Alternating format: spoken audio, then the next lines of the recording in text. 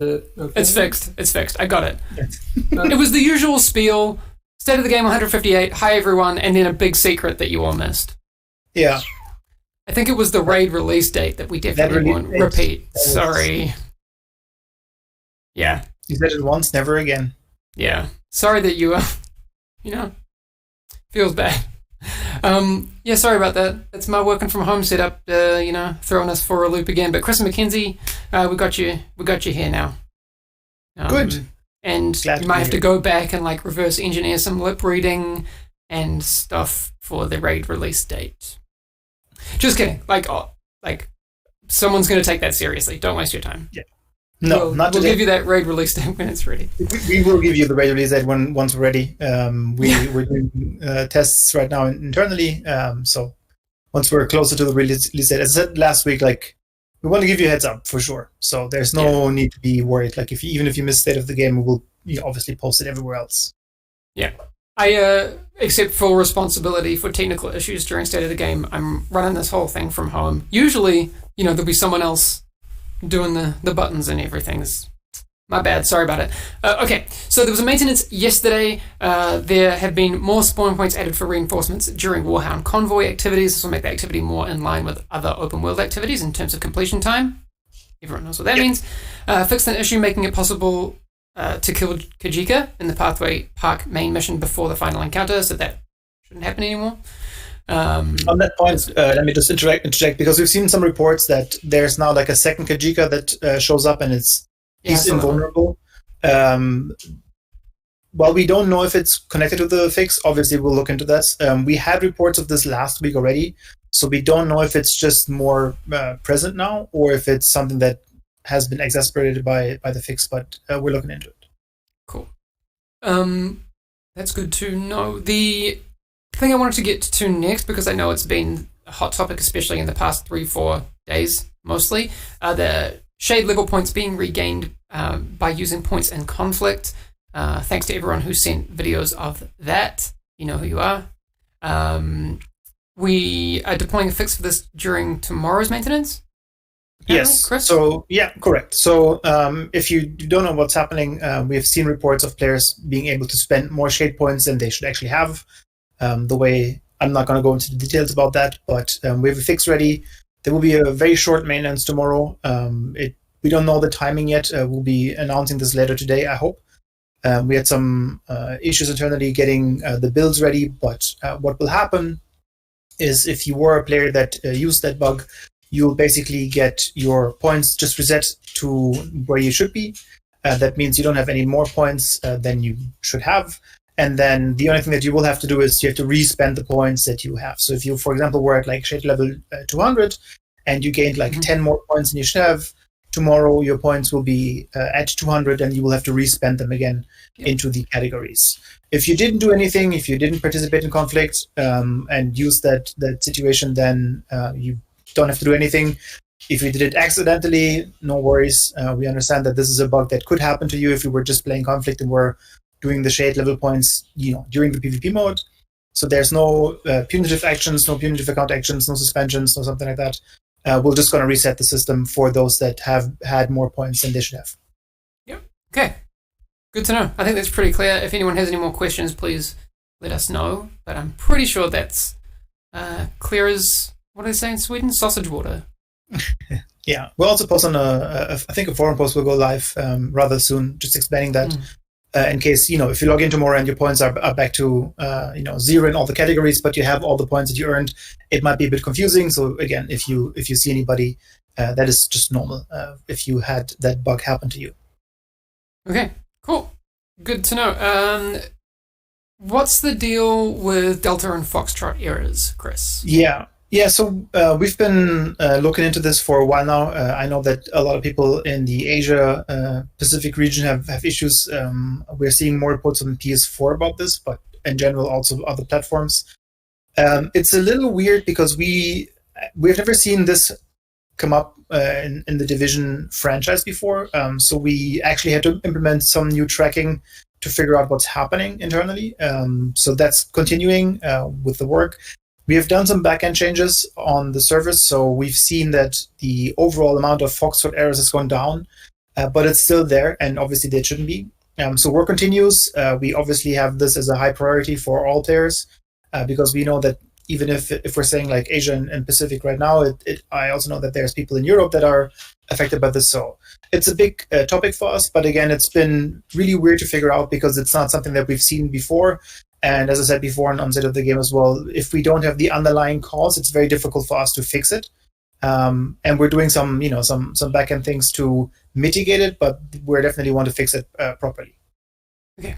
Good to know. I want to get to Mackenzie's topic as quickly as possible because I think it's the juiciest information that we have today. The NPC balance changes in 9.1. Yes. Coming next week? Correct. Yeah, let's start with that first. Exactly. I talked about that last week. So we have a final date for 9.1 now. It's next week, Tuesday.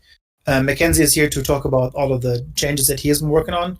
I just want to reiterate again, this also has a bunch of bug fixes. We'll get you a proper list by Monday evening that goes out as the usual maintenance notice.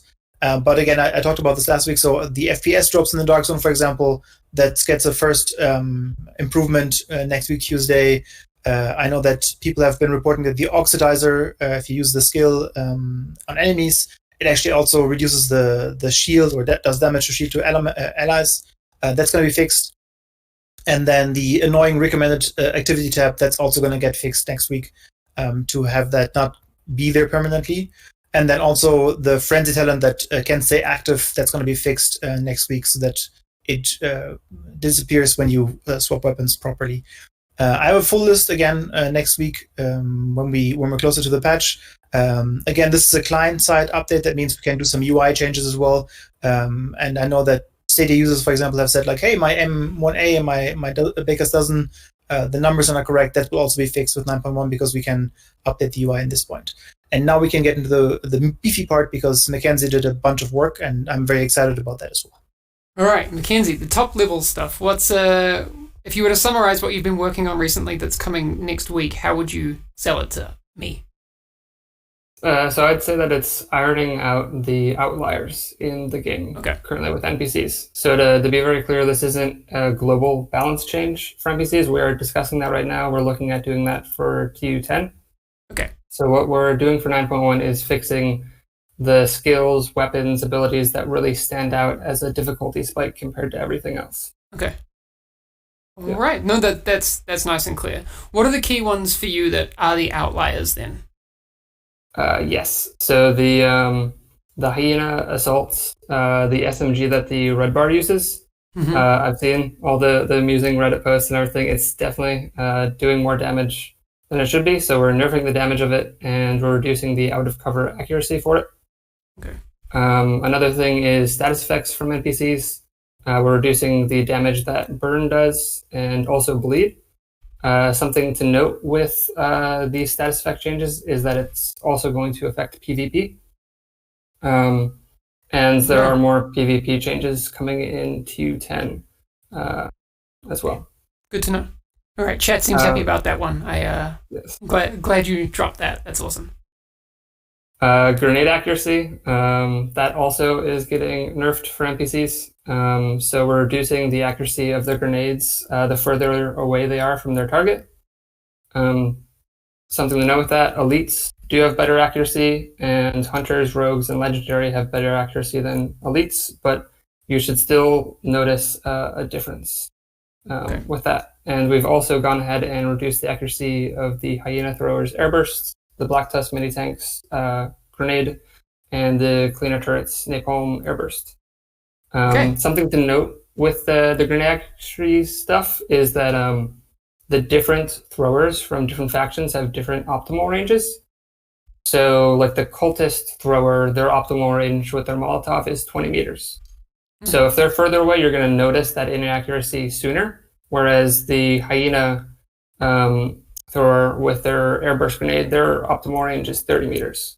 So they're going to have to be further away to be less accurate, but it should still be noticeable. Okay, very good. Someone was just... Sorry, Chris, you go. Yeah, so not only are you working on the accuracy so that they hit you less often, but also like the fire, as you said, just does less damage. That means overall you'll see a bigger increase than just like, they don't hit you as often, but they also don't hit you, like if they hit you, the impact is not as high, right? Correct, yeah. So it should come together to feel quite nice. Okay. Another thing that we've seen posted, NPC blind fire accuracy. We are reducing how accurate NPCs are when they blind fire. Legendary were super accurate before with their blind fire. They are now less accurate. They're not as inaccurate as normal grunts. Instead, they start inaccurate, and then the longer they've been blind firing, the more accurate they get. They still don't get super accurate, but that's just something to keep in mind, that if you were to do a 20-second blind on a legendary, after 5 or 6 seconds, they will start to get semi-accurate again. There's diminishing returns with that. Okay, cool. Please dump all of this on us. Okay. NPC aggressiveness. So we're looking into this. One thing to note is there's not an easy global fix that we can do here. I've seen posted before people thinking that with TU8 and Warlords of New York that we intentionally made NPCs more aggressive, which we did not do. We didn't intentionally make NPCs more aggressive. It's just a combination of changes that were for other things, sometimes leading to it, and then also just the increased difficulty of the game since TU7. Like with the change that we made in TU8 to make the game actually hard, it exposed a lot of underlying things that we weren't seeing before. Okay. And so the changes that I'm going to list here about NPC aggressiveness are very like specific fixes, and we're looking into more. We're looking at videos, we're playing at home, and it's going to take some time. But we're doing our best. All right, great. So we've reduced the frequency and aggressiveness of NPCs' behavior to advance on hidden targets. So that means if you were hidden for like 8 seconds or something before, certain factions which are considered aggressive, like the hyenas, they could start to advance on you because they couldn't see you. So now we've made it so that they have to have not seen you for a longer amount of time, and we've adjusted how they advance on you, so that it should feel less aggressive. Okay. So they have like a lower passive perception. Yes, basically. Yeah. All right. Cool. Sorry, I've been itching to play D&D, but please, keep going. Yes, another fix. With the Hyena Assault, Cleaner Assault, and Outcast Assault, if you got really close to them, so within 5 meters, they would start their too close behavior, and they had a custom one which would have them circle around the player. But it could get stuck in a loop, and they would just aggressively circle you, basically until you ran away from them. So we fixed that now, so it times out after 6 seconds or so. So that should be pretty noticeable as well, that if you get too close to them, they will actually start to back away. Okay. Another fix. Sorry. No, please keep going. I keep thinking you're coming to the end of this list of things, but there's a lot. There's more than I expected. No, this is less than halfway through. I'm like, yes! I'm excited about that. That makes my job really easy. I'm just going to sit here and drink my tea.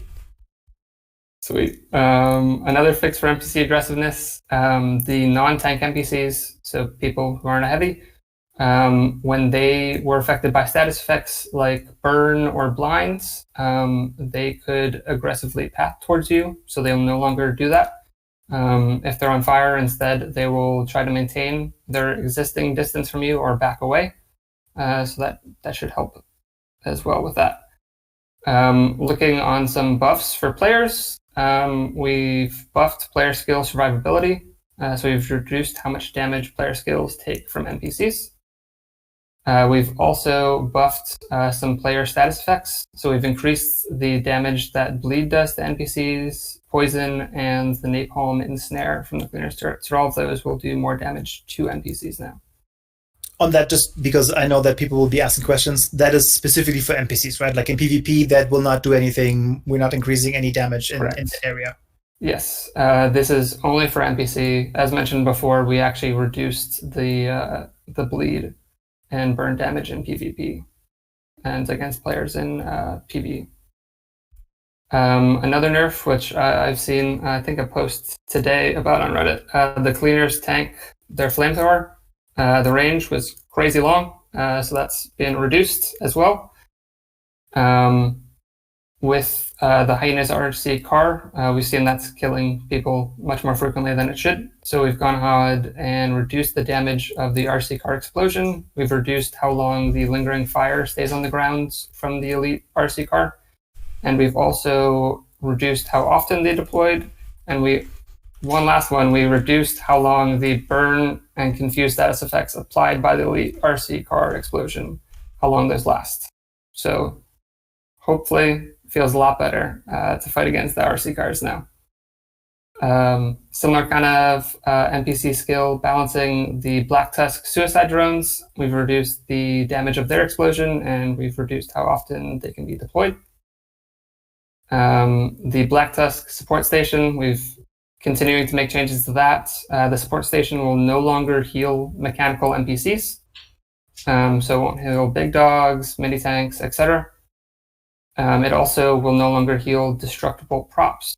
So those objects in the game that you have to destroy, like doors and stuff, it was healing those, which was totally not intended.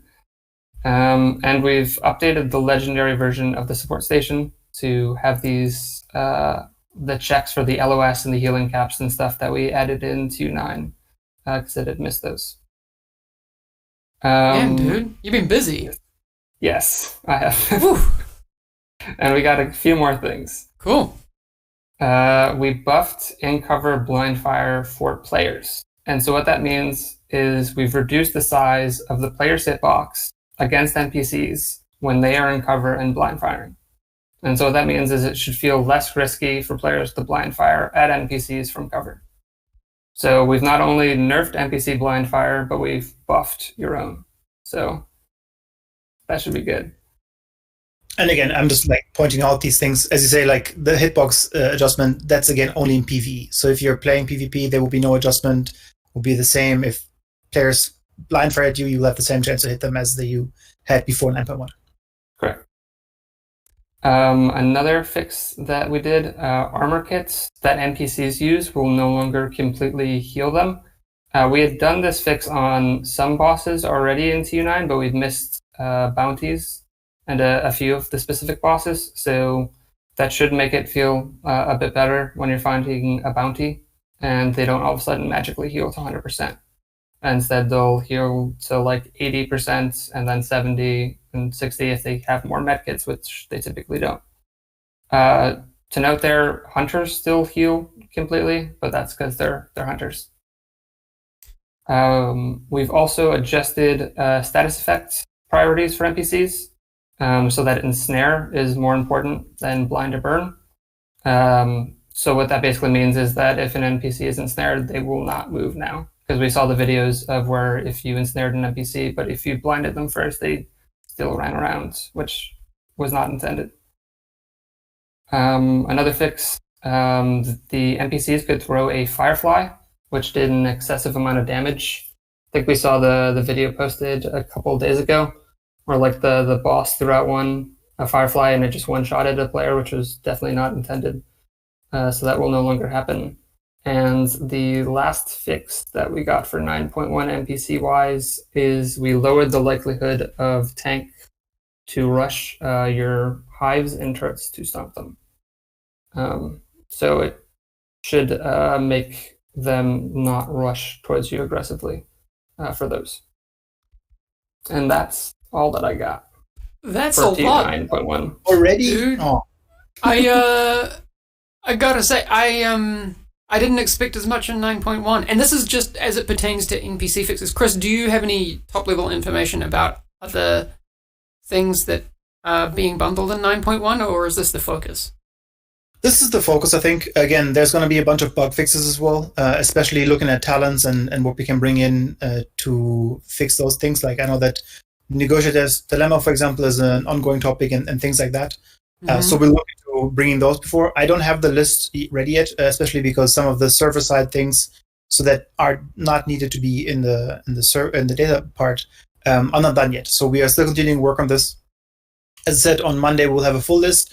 That also will include all of the NPC changes that Mackenzie just talked through. So if you missed some of them, they will be on the forums. I know that Joker will put them up on Reddit as well. So if you haven't gone, or if you just tuned in, you'll see the whole list that Mackenzie just posted. And I want to also say something that I saw in chat, like, oh, now it's going to be way too easy. That's not the goal of this. Like, as Mackenzie said, I just want to repeat this. There's other things that we can look at for TU10. And the cool thing about 9.1 and why I love that Mackenzie just put everything in there is if we look at 9.1 afterwards and your guys' feedback is like, okay, now it's good, then we also know that we don't necessarily have to twiddle around with the global settings. And if you say, like, oh, now, like, I can run Legendary in 2 minutes, and we can also say, like, okay, maybe we can just use some other dials and notches to fix it or to change it again, right? So TU10 is, again, the big one that we'll look at to make the most changes, but 9.1 is giving you a good, I think, look at the difficulty, right, Mackenzie, of, like, where we want this to be. Correct, yeah. So we're going to see how 9.1 goes next week, and we're already looking at TU10. What should we do globally to try to fix things? Cool. I think the first feeling that I get from all of this is that the adjustments that are being made go to address the things that aren't necessarily difficulty related first, but are more unfun things that just kind of make you have that experience that's just like, ugh, when you get one shot by an RC car, you're just like, well, okay. Yeah, that's correct. Yeah, it's the way I phrase it was kind of like it's more of bugs than necessarily balance. Like, of course, it's going to affect the balance of the game, but it's just things that are just outliers and weren't intended to be that way. And like, I think one thing that's really interesting since TU8 is that things that haven't changed since the base game, like a year ago, are all of a sudden really clear as outliers now.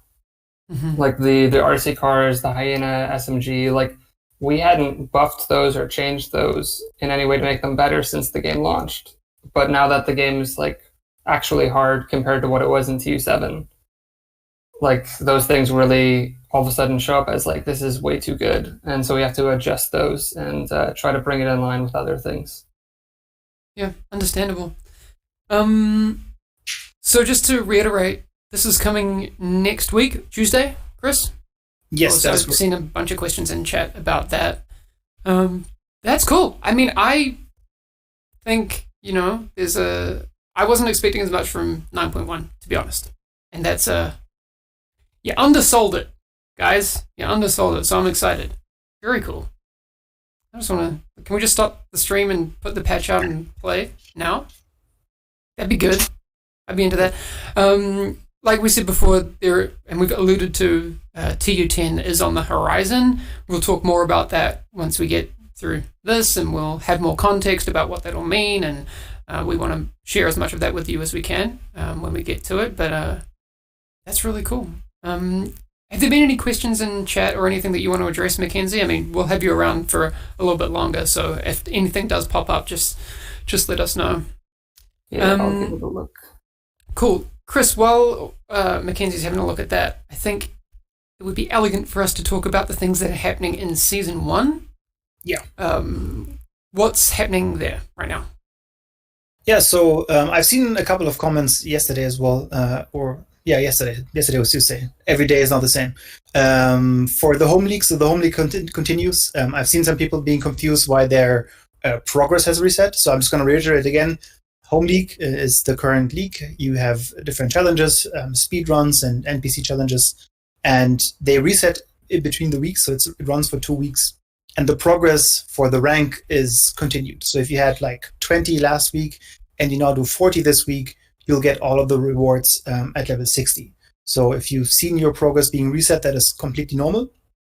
And you just will get more rewards once you finish it. And as you can see in the video that Hamish put up, so that the Lady Liberty backpack trophy is there, the exotic cash that you can get is still there, and that will run until basically Monday night. 1 6, sorry. There you go. Okay. I actually was finished with that. Like that will run until Monday night / Tuesday morning until we start the maintenance. So you have time to do that. Again, I've seen a lot of cool tips on the forums and on Reddit to do some of the NPC challenges rather quick. So if you're stuck with something, definitely check out what the community has been doing, because they know best how to tackle these. And then yesterday, the new global event started. Yes. Sorry, could I interject something about the league? Saw the posts about rogue agents spawning in leagues, which they should not be. So I was we put out we haven't put out the fix yet, but we were working on the fix today, and it's being reviewed, so that should be coming in Q10. So awesome. In Q10, rogue agents will no longer spawn in the league. Great. Cool. I think that's really a good change, because we've seen a lot of people like, I had such a good time, and then you have a rogue agent encounter and they just wipe the floor with you, and you're like, well, I guess I have to start over again. Yes. Yeah, that shouldn't happen. Yeah. On that note, I also saw actually, we can just move on because it's a global event thing. So global event reanimation reanimated, I think is the name, has started yesterday. We have some videos on that as well for the overview. Thank you for the segue. I will bring that up now. Cool. Yeah, so it's live now. It runs for a week. You can, as with the first global event, earn unique rewards in this. You can also run the global event at the same time as you do the league time runs, for example, if you feel that it makes you quicker. For reanimation itself, so it's a new enemy tech, and that allows basically hostile NPCs to respawn, reanimate after death. The good thing about reanimated enemies, they have a little bit less health, actually quite a significant less health, I think. So it's not as difficult to kill them again. But you can also just stop them from reanimating by giving them a headshot. And that's how you play this global event. And as you see in the video, there's a cool skull backpack trophy that you get for completing all of the challenges. What I've also seen people talk about, there's daily challenges that unlock. They're not locked to the days. So, for example, yesterday was the day 1 challenge. If you didn't do it yesterday, you can still do it today. And going forward, I think there's, again, 5. So you can do all of them whenever you want until, again, Tuesday morning or morning for European time, when we do the maintenance. But you can just do them whenever you want, all at the same time as well. Some of them might help if you do them at the same time. So there's no rush to doing them on the date that they are getting active. Okay. Very cool. I want to show the video where they explode. So if you haven't had a chance to play it yet, like myself, I haven't actually had a chance to jump in game yet, but I really want to because it looks like explosions, and I'm into corpse explosions. Gives me Diablo 2 Neolithic corpse explosion vibes, so I'm into it. Yeah, so that's a lot of fun to play. I was doing it last night on Lincoln. And playing that really solo with all the different bosses and everything, that was pretty great. Yeah. Gameplay was captured by George, by the way. So those suicides, that's George. If his name dying or himself killing himself, then you can put it on Twitter. Yeah. Please comment George for his gameplay. Okay, what else do we have today, Chris? We have. So just a reminder, the Manhunt is obviously going on for the season as well. If you haven't participated in that, there's currently 3 Manhunt targets that are available. The map in Washington and New York has been basically painted by them where they are. You can, again, take them down this week, or you can wait until next week, because next week will be all 4 Manhunt targets available. And then that also means if you have taken them all down, you will be able to access the special mission that is for the prime target, which is Jupiter. And we've been talking about this. The EMP Sticky skill mod will be the reward, or one of the rewards that you get from killing Jupiter. And again, you can do all of them next week if you want to wait. You can also start progress this week already on the 3 that are available. And I also want to mention, because we've said that in the past, so the EMP Sticky skill mod will become available after the season ends. So you know, if for some reason you're not available until like June because you have to go somewhere or you have to do something, that's fine. We will find a way to make it available via gameplay. It will likely not be available immediately after the season ends, just because we do want to reward players that are participating in the Manhunt during the season, instead of waiting for it to end is the better alternative. That's not quite where we want to go with it. And if they're, we know that people wanted to play the special mission that we've talked about for Jupiter as well after the season ends. we'll see how that goes and where that goes. Maybe that's something that we can talk about with Trick and one of the future State of the Games as well.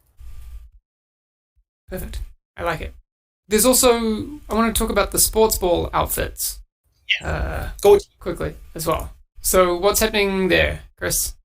Yeah, so for those that haven't looked into the apparel shop yesterday, we just wanted to highlight this because we've actually got a bunch of DMs on this. So the Team Spirit outfits are now available for purchase. They were previously not available for purchase, but they now are. So you can get them in the shop for premium credits. And you can see the action shot here. And then we also have all 4 outfits, I think, next to each other. I can hear Hamish click, so that should be showing up on my feed as well. Again, we normally don't, talk about these too much, but I know that a lot of people were very interested in getting them, and you weren't able to get them in the in-game store for a while now, so now they're available.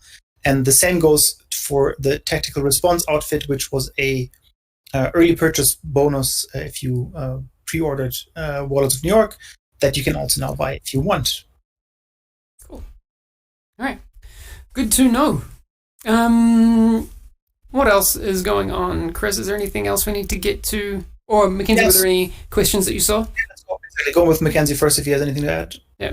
I saw a question about status effect duration for NPCs. We're not adjusting that quite yet, where we've only changed the damage. And we're going to see how that goes with 9.1, and then we'll look at if we need to make additional changes. That's kind of the case for all of 9.1, that we're going to see how it goes, see how it looks, see if maybe the changes to the Hyena SMG aren't enough, or we're just going to really look at the situation, and if more changes need to be made, then we're going to make them. Because the game should be fun, and that's just kind of, we need to find the right point for everything to be at. Okay, the game should be fun. That sounds like a really good design ethos. I have a couple of questions for you, Mackenzie. I saw in chat that someone has recognized you from your House Hunters International fame. No. Should I not point this out? Oh, no, it's fine. Fun fact. Yeah. Someone else at Massive was also on House Hunters International. Yes. Yeah. Noel. Noel Yeah, Wallen. You may have seen that before. It's good stuff. Yeah, we worked together. We actually had the same realtor on the show. There you go. My partner actually makes a B-roll, a really convoluted B-roll appearance in Noel's episode. Anyway, there you go. And also, how do you keep your hair looking so presentable? Oh man, showers. But have you cut it? No, I just got lockdown? lucky. I had a haircut on Valentine's Day actually, so it was right kind of before That lockdown. looks fantastic for Valentine's Day Smart. cut. Yeah. Well done. I've seen some question on 9.1. So that's again next week, Tuesday, normal maintenance time. When that come out, then I see a very angry, all caps chat message about loot. As we said, loot is a topic that we'll tackle with TU10. So I know that the team is looking into what we want to do, and we want to make sure if and when and how it looks like. I know there's a lot of feedback that is regarding legendary, especially, and all the purple things. I know that Nikki has done some I want to say suggestions internally, and I don't want to talk about them any now because I don't know if they've gone in. But I know that, for example, control points and how that loot looks like in the caches and everything is a topic that is being discussed. Again, if we have more information that will be available, we'll share it with you, maybe with Nikki on the stream, or again, Trick also might be coming in and all that stuff.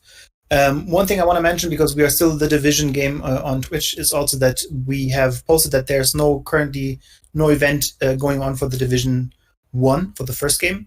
That is still being worked on. So as you might imagine, we have to make a new build for the game. And with the current work from home situation, it's a little bit more difficult than anticipated. So it will just take some more time. We will have another, yearly schedule for events in the first game. That is the plan. We don't have an update yet. And that's it for me. Someone asking, where's Yannick? We had to cut him from the show because he didn't get a webcam. So he got fired. Yeah. And he was also not wearing any pants that, wasn't going to it's fly. just not. Good question. Yannick's in chat. Get a webcam, Yannick. Get a webcam. I miss you. Okay. There's a couple of really cool agent highlights I want to get to today. I know, like, we've had a lot of information, so thanks, Mackenzie. Super appreciate it. Yes. Some people aren't super interested in agent highlights. I am. We've had the information. Yannick says you don't want to see my hair right now. I do, actually. All right. Wait, agent highlight. I just saw something in chat that is really important. Yannick just said that he's not Mackenzie, and I'm confused. What? Yeah. Something I don't quite understand with that. All right. Agent highlight number 1. It's an update from SHD Umbra. This one is super cool. So, Chris, I think you'll be able to see this one. Umbra's been hitting us with a bunch of really cool miniatures, but this one's my favorite so far. Joe Ferro. That's 10 out of 10 for me. Super, super cool. Super awesome. I'm into it. That's like the details in this. Like, again, I have no talent whatsoever. So whenever you guys like show us what's going to be on the show, I'm just like blown away. No talent with miniature painting, or just no talent across the board? No talent. Like, I just don't know how I got here. So okay, all right. And then this next one is a really cool story. So LDB Gaming with the Rogue Watch tattoo. I was blown away with it at first, and we got into a little bit of a Twitter exchange about it. The rest is, I don't know, maybe it's just me, but my least favorite part to get tattooed on. So we were chatting about that, and then he sends me a link of his video. He's doing it to himself. Like, yeah, that's when you just insane. said that before, I was like, that's not. I would just like die because I heard how painful it is, and he just like casually makes like a really cool tattoo as well by himself on his own wrist. Yeah, that is awesome. So if anyone has any of you mods, if you can go to LDB Gaming on Twitter and then find the YouTube link, it's pretty recent, and just post it in chat. It's insane. Anyway, I'm mad impressed. So LDB Gaming on Twitter if you want to see some of that. It was for his 10,000 subscriber celebration. So what do you do for 20,000 to top that? I don't know. I'm not sure. Because that's, I don't know, maybe you get like a Fei Lao tattoo on your face? That's, I kind of... Don't give well, any ideas. Yeah. Oh, you could like get, I don't know, Sawyer's knee pads, like, tattooed on your knees. That'd be pretty sick. Chris, why aren't you committed to this idea? That sounds mighty painful. Yeah. One that, and then 2, I like, Yeah, okay. It looks good on you, I have to say that, but like, I don't think I'm the tattoo guy. So there's some great ones coming in from chat. Phoenix logo on the forehead, I like it. Imperial holster tattoo on thigh, I like that. Cleaner mask on face, do it. Just commit. There's no problems with that idea. Yeah, hunter masks on face, just do it. Don't think twice. I guarantee it'll be just a 10 out of 10 idea. Okay, that is all for today, unless you guys have anything else you want to get to. Maybe some reminders about when people can expect this, Chris.